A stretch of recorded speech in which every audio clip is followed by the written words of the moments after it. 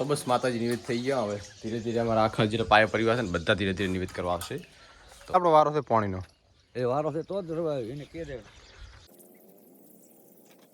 તો બસ ચાલતા ચાલતા હું પછી રોડ સુધી બાઇક લઈને ગયો ભાઈ. તો એક મશીનનું પાણી ખરી એટલી બધી ટ્રાફિક હતી કારણ કે લગન સીઝન ચાલુ થઈ બધાને સિલિન્ડર એક સાથે ખાલી થઈ ગયા અને ઓર્ડરના સિલિન્ડર પણ હતા. ગુડ મોર્નિંગ, સ્વાગત છે તમારો ઓડિયો બધું. આશા કરું છું બધા ઠીક છે. તો આ દૂધ ભરાવા જવાનું હતું, આજ સાતમ છે તો માતાએ નિવેદ કરવાનું અને ઋત્વિને સ્કૂલ આ છેલ્લું પેપર ને આ લાસ્ટ પેપર ગણિતનું તેને મૂકતો આવું. પછી વેકેશન ક્યારે પડે? 5મા મહિનાની 5 તારીખે લગભગ વેકેશન પડે.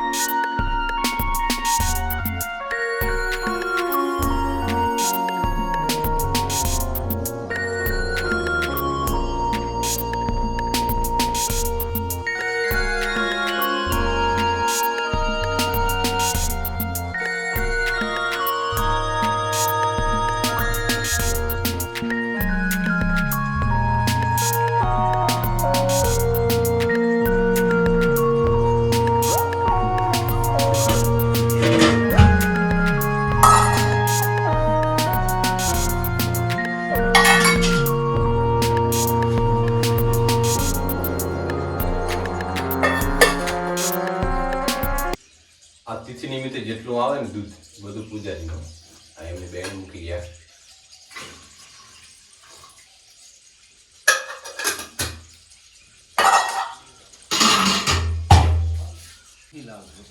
આવરા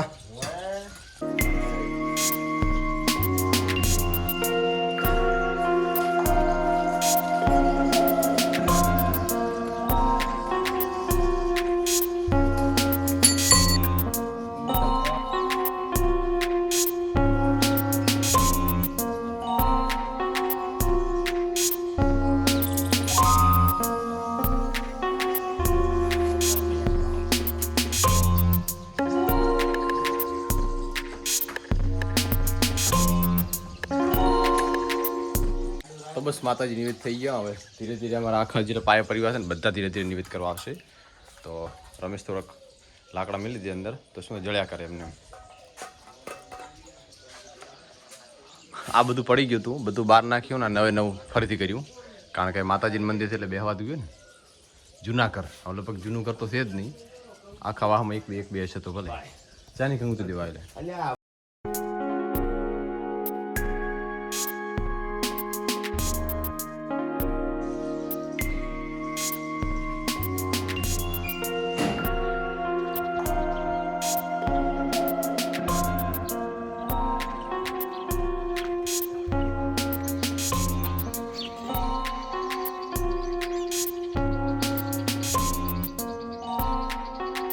આપણો વારો છે પાણીનો.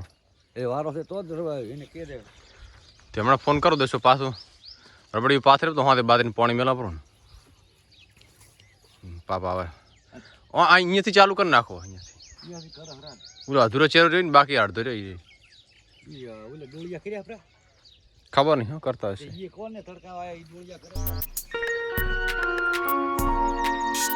બસ માતાજી નિવેદ કરી દીધું અને સવાર બસ ખાલી પક્ષીઓના જ અવાજ સંભળાય, બીજું કશું નહીં. હું પાછી પેલું ખાવા વયું આવે ને એને તો ખૂબ જ પાપા વાટે હેરા ઘાસ થોડીક વાર ને બાઇક નહીં ચાલતું જવાનું થશે રોડથી પછી જવાનું થશે ઓફિસ. તો ફટાફટ તૈયાર થઈ દઈએ. આપણે બાજરી પાય એટલે બાજરી ઉગી જ નહીં. બાજુ કે અત્યારે ઉનાળામાં તો 3 દિવસે બાજરી ઉગી જાય શિયાળામાં તકલીફ પડે, બાકી તો ઉગી જાય ત્યારે. જો આ બધી ઉગી ગઈ.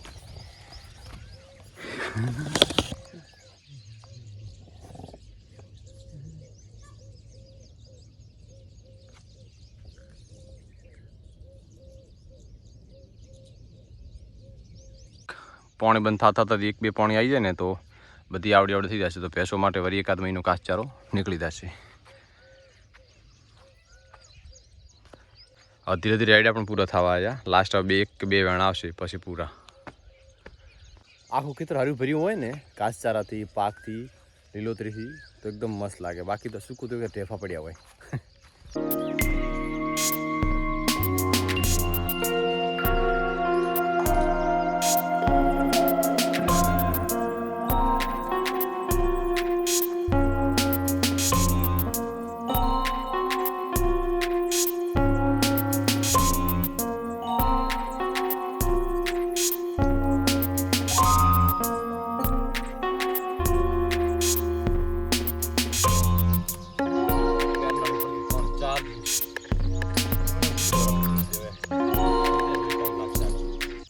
તો બસ ચાલતા હું પછી રોડ સુધી બાઇક લઈ ગયો ભાઈ. તો રોડેથી સાધન મળશે એટલે પછી ઓફિસ આવવાનું થશે. લગભગ 1-8 કિલોમીટર ખેતરમાં ચાલવું પડશે. લોકો ગામમાંથી જવરાય ને આબાદથી જવરાય, પણ આ થોડું શોર્ટકટ વધારે પડે.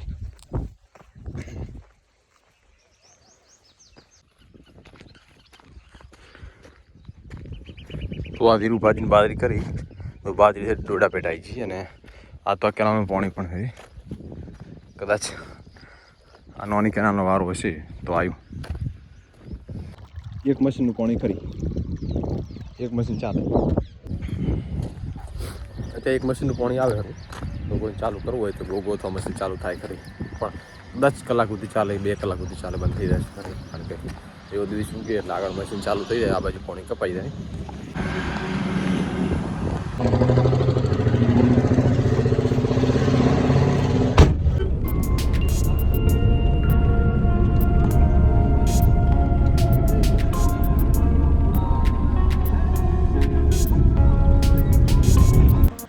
ઓફિસે આવતા પહેલાં એટલી બધી ટ્રાફિક હતી કારણ કે લગન ચાલુ થઈ, બધાને સિલિન્ડર એક સાથે ખાલી થઈ ગયા અને ઓર્ડરના સિલિન્ડર પણ હતા.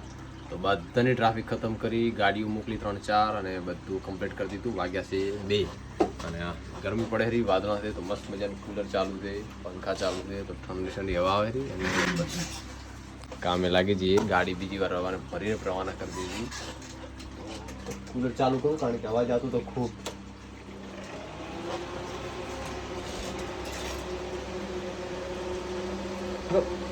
થોડીક ઠંડીથી રાહત તો મળે જ.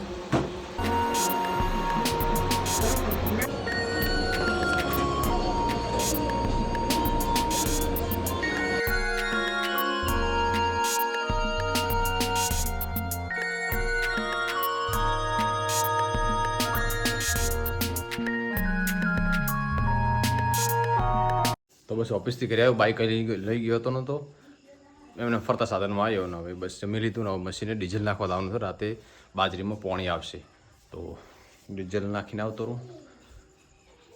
લગભગ ટાઈમ થઈ ગયો છે 9:15 તો ફટાફટ ડીઝલ નાખીને આવતા રહો મશીને. હું બતાવું બસ મતલબ 2 બીબલા એમ. આ 1 આ 2 તારું જીવું તો આ ચેનું બસ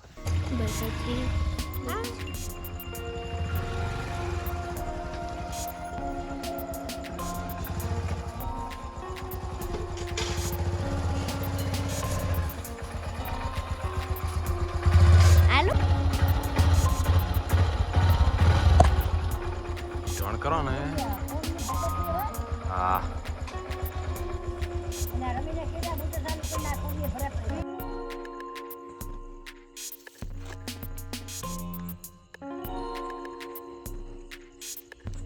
ઠીક ને હું ગાવરે જોરદાર. તો આ વિડીયોને એન્ડ કરીશું. મળીશું નવા વિડીયો સાથે.